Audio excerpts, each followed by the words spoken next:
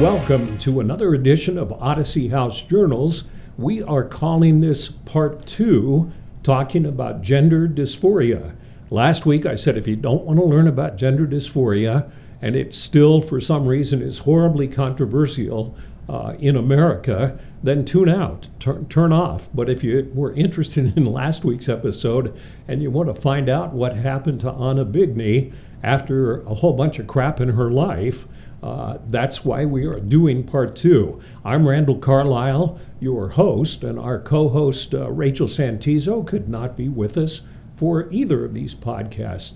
But I found this intriguing, and I asked Anna to come back and stay for a second part. And if you didn't see last week, I'll try to do a brief recap. She is born with a male body, but has questions about her own thoughts about whether she's a male or a female or her sexuality. She was born into a very strict LDS family, went and served an LDS mission in the Philippines as a boy, came back, got involved after, and I know I've left out some details, but finally found relief through drinking. The drinking in her mid-20s increased to the point of a half gallon of alcohol a day, and she actually shot up meth. And when we left last week, she was sitting down with her family to tell them about the fact that she is transgender. So we were just discussing that last week, and I appreciate your honesty, because this is a very, I mean, it is very personal, talking about your sexuality and your body and everything else. So thank you for being so honest and open. Absolutely. And you're not embarrassed to do it either, are you? No. I think it's so much better coming from, a source, regardless of any kind of discomfort or awkwardness that comes, because it's ultimately better hearing it from the source than hearing information that may not be accurate. So. Absolutely. And we've all heard so much. I want to get into that with you about what's happening around America right now. But first, I want to finish your personal story. You sat down with your family, and what you said last week is they've become more liberal Mormons, I guess, and understood the concept of homosexuality, but not of transgenderism. So let's pick up that conversation and what happened at that point in terms of your family, your church, your friends. Yeah, so I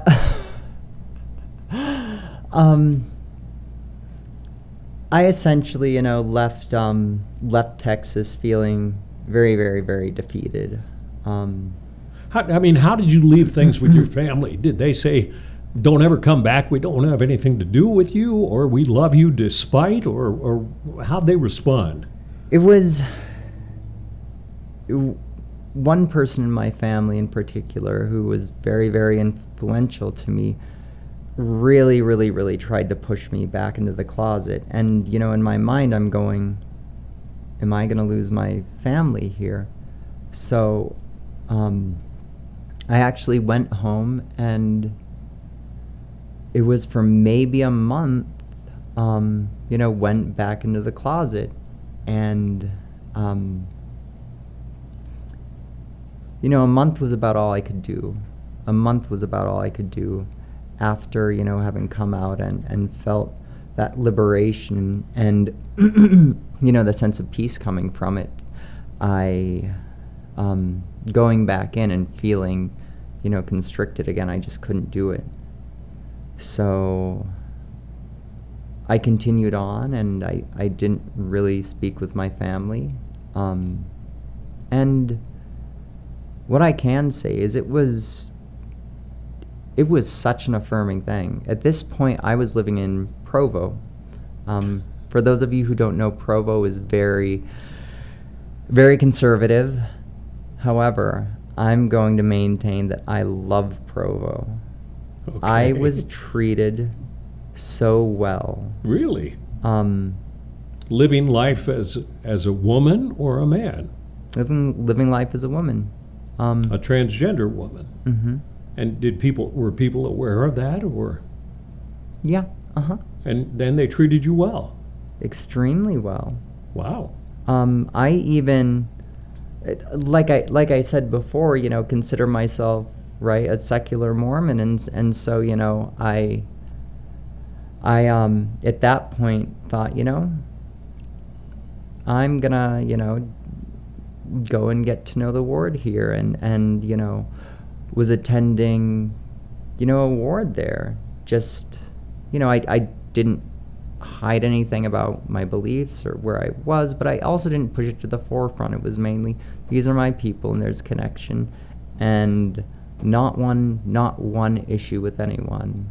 And for those of you who don't know, because this is watched and listened to around the world, although it's recorded here in Salt Lake City, PROVO is the home of BYU, which is a church-owned, an LDS church-owned university, and is considered probably one of the more conservative areas in the country, really, in terms of morals and consumption of alcohol and things like that. So that sort of amazes me. It amazed me too, but it's really one of the reasons why, like I said, I love my people, is right, the community and the amount of care and support was astounding, and coming from that source. I find a dichotomy here that your family has trouble accepting what you told them, but Utah County, Provo, Utah, greeted you and was friendly. That's sort of weird, don't you think? Initially, yes. However, I think it has more to do with the family dynamic, right? I think as much as, we may have black sheep to the family or whatever, I think breaking up whatever dynamic exists is very threatening. And I think that's sort of what had happened, right? It's almost like, a family who has like a gay son. Everybody knows, but nobody acknowledges it. And so I think it had a lot more to deal with, threatening family identity and I don't know, but that's my speculation. Okay, yeah, I just find that interesting. Okay, so you're, at this point, are you sober? Yes. Okay, you're sober, you're living in Provo, you're attending Sunday services, I guess, at a ward house. Mm-hmm. And so how did your life progress after that? So, because you did relapse, didn't you? I did. Yeah, and why? So it was actually almost a year to the day after getting sober, and it involved family again. It was a very painful altercation with somebody in my family. Actually, a series of them. There were two in particular, and like I had mentioned at that point, I had been keeping my distance. Thought maybe around a year was enough, and tried to engage. And there were some pretty traumatic things that happened. One involving, my dad showing up to my house and forcing me into a car and screaming and threatening. And I remember driving up Provo Canyon and, him at one point threatening to drive the car off a cliff and kill us both. And another one that involved a brother and a gun. And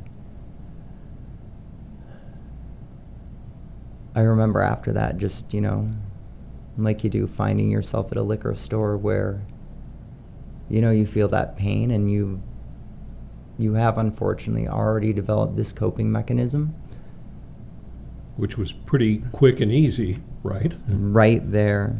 That must have been painful to have your dad threaten to have your brother threaten you with a gun, and your dad threaten you to drive off a canyon. Was it like, if you don't change, I'm going to drive off the canyon? Yeah. So obviously they did not understand the fact that you can't just snap your fingers and say, okay, I'll be different, right? Yeah. You are who you are. Yeah. How did you deal? How did you deal with that? There was probably screaming and yelling at that point, high drama. Yeah. I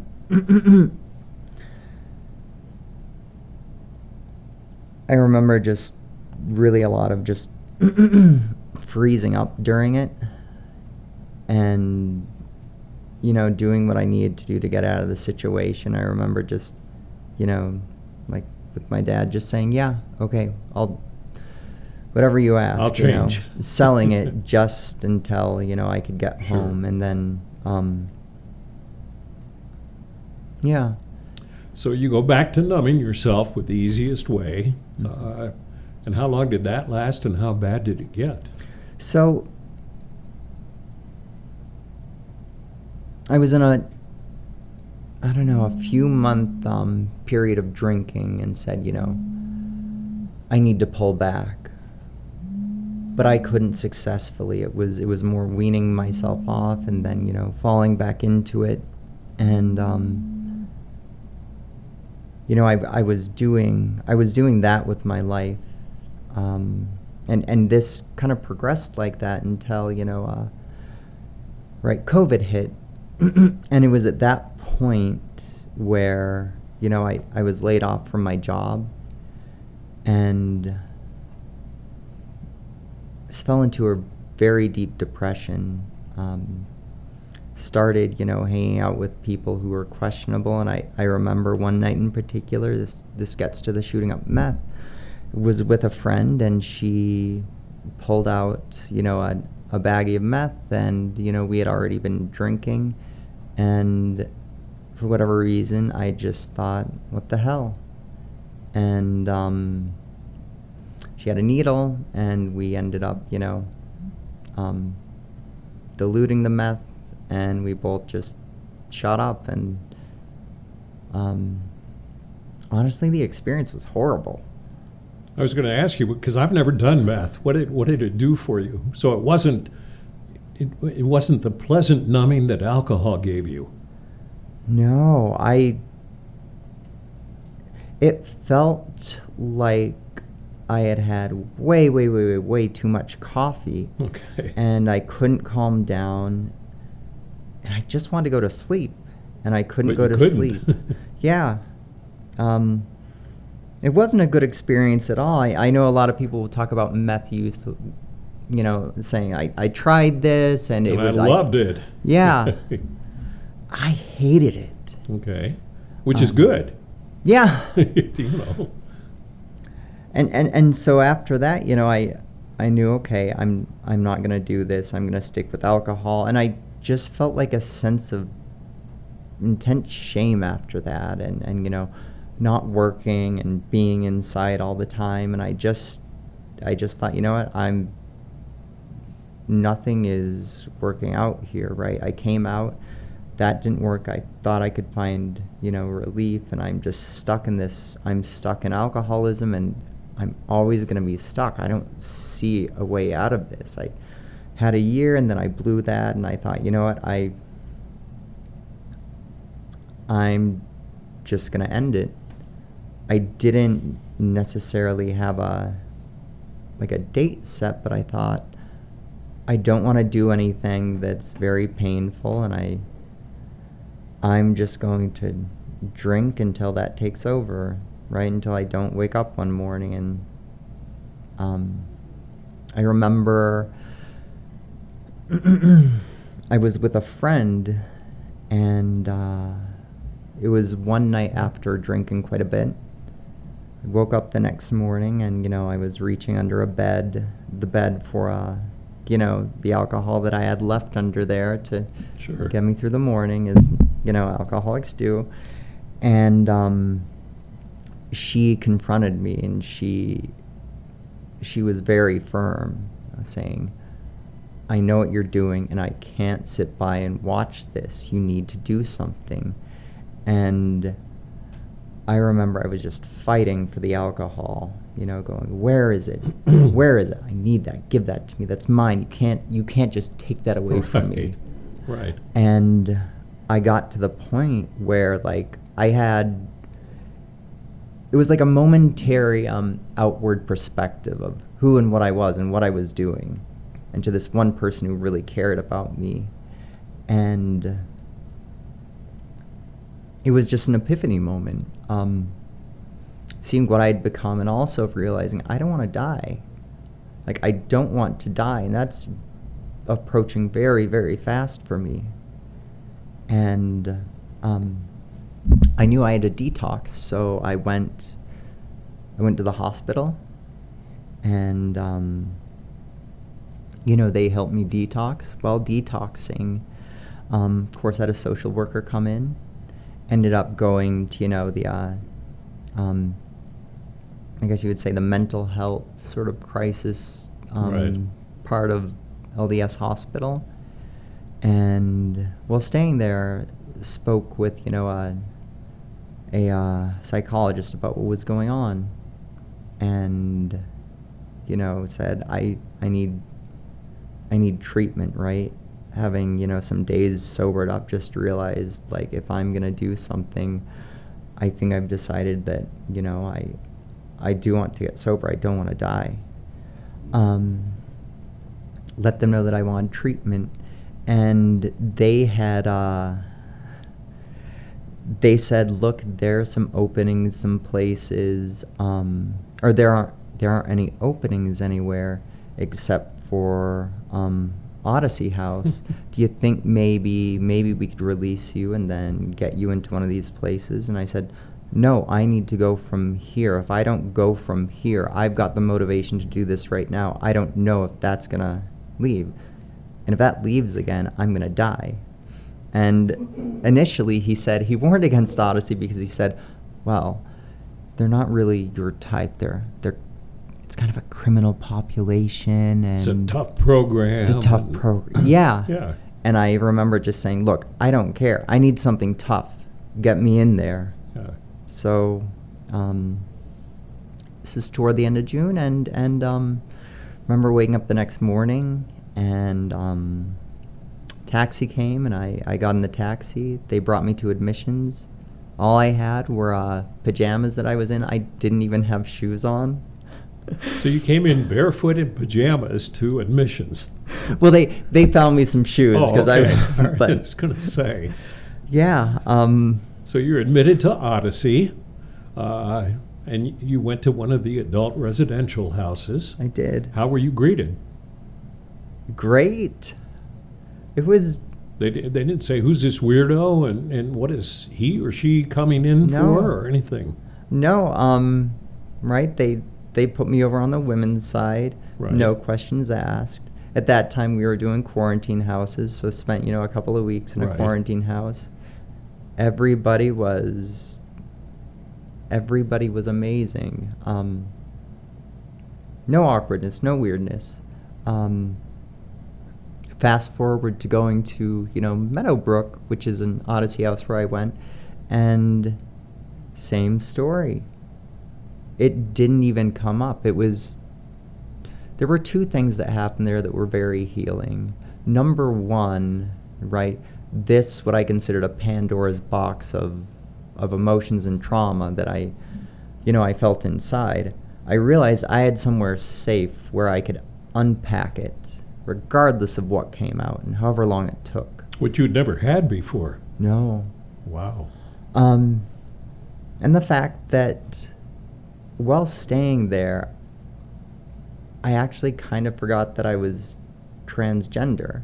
Like, I was in there, in the girls' dormitory, and it was just so natural. No awkwardness, no weirdness. And that was one of the things that really kind of cemented me just fully accepting who I was. Wow. It was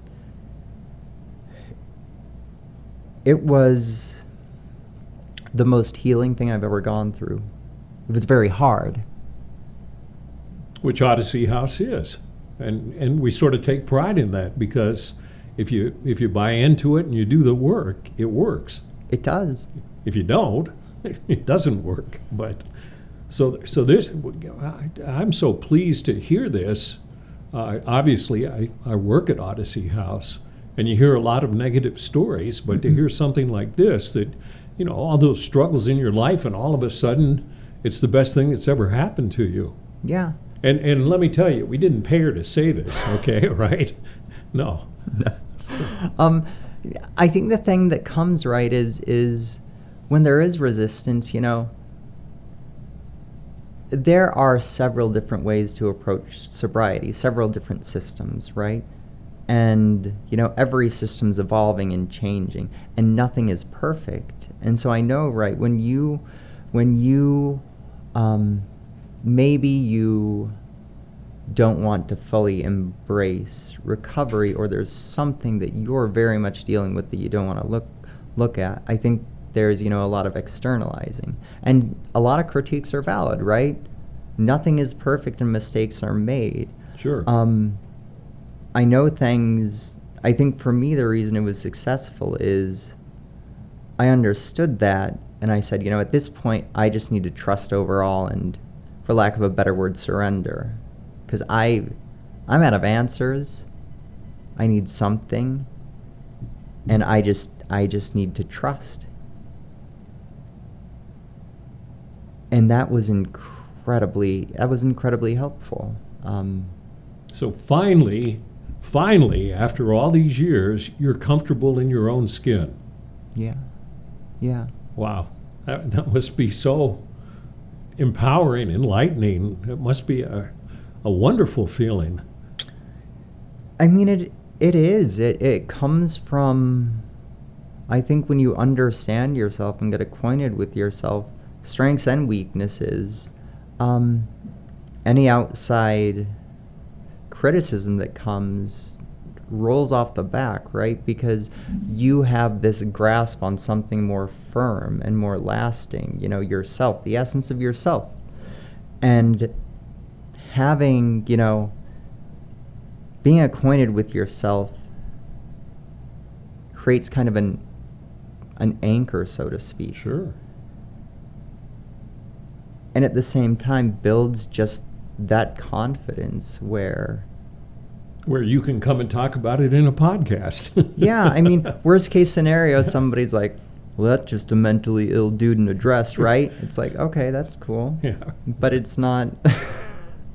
Right. Let's talk about things happening in America for a second. Yeah. There is so much controversy over gender dysphoria, to the point that somebody like yourself or myself believes that it's causing a lot of damage to kids growing up just like you did. Yeah. Why do you think there's all of a sudden there's all this anger over it all? And I don't understand that. Why do you think that is? Is it fear? Or? I think it's two-part. I think the intended reaction is fear, but I think it's also, I think by creating an other, you can energize certain people. I think in a lot of ways it's, for better or for worse, used as a political football. Oh, obviously it's being used, I say that simply because those who really propagate the ideas propagate false ideas, and knowing about how it develops and the science behind it and the medical practices, that they're knowingly putting out false information. Sure, because they're ignoring it. Well, a quick Q&A here, Yeah. just okay. When you were growing up, did somebody groom you to become a transgender woman? Okay, that's one of the theories out there. So, was there a groomer in your life? No, I did everything manly and overcompensated. It was very much the opposite. Did you see a drag show that made you want to dress like a woman? No, it was so disconnected. I didn't know what being transgender was a thing. I thought I was some kind of offshoot of being gay at best. Well, and see, these are the arguments being used, and so we're talking to a legitimate transgender woman here, and the arguments just don't fly in terms of what created you. They don't. I mean, like everything, there's still so much research to be done and repeated. However, what we do know so far, it's been repeatable, it's been vetted, and it gives a lot of clues into how and why this develops. And And furthermore, while we're on the medical thing, I do want to dismiss this. Part of a lot of the fear mongering surrounds trans youth at this point. And, you may hear, people saying, well, they're mutilating our youth. Right. And the fact of the matter is, even just to start, hormone replacement therapy, that is a long, long process, even for an adult. For a child, even more so. Children are generally not given the hormones. They're given hormone blockers, which are not permanent, right? If you go through your youth and you go, okay, maybe this wasn't actually, what I was feeling. At least I dipped my toes in there, and all I have to do is stop taking the hormone blockers, and I'll have a delayed puberty, right? Surgeries just don't happen on children. They don't. There have been a few rare instances, but there were some circumstances that really warranted that, but extremely rare, and not children. We're talking, Well, and these are all high drama bullet points that people on one side of the fence are using politically to gain support and scare people. Yeah. Yeah. And I really don't blame people who, get worked up about that. I've got compassion for them, because the way that it's being presented, right, I can see how that'd be really terrifying, Sure. You're getting your children brainwashed by a system to do something that's irreversible. That's frightening. I'm going to have to cut us off now because our time is up. And I really want to thank you for being so honest. And I hope that if people watched both of these half hours, it'll give them a little better understanding into gender dysphoria, which is just something that happens. And it's such a big deal these days, and we're trying to dispel that. And I hope, whether these 2 half-hour podcasts made you angry or enlightened you or something, you might let us know. But I hope they were certainly informative, and I thank you for bearing your soul, really. So thank you. Absolutely. Thank you. We are honored to have you, and we're honored to have you as an employee now at Odyssey House. So thank you. And thank you for watching another edition of Odyssey House Journals.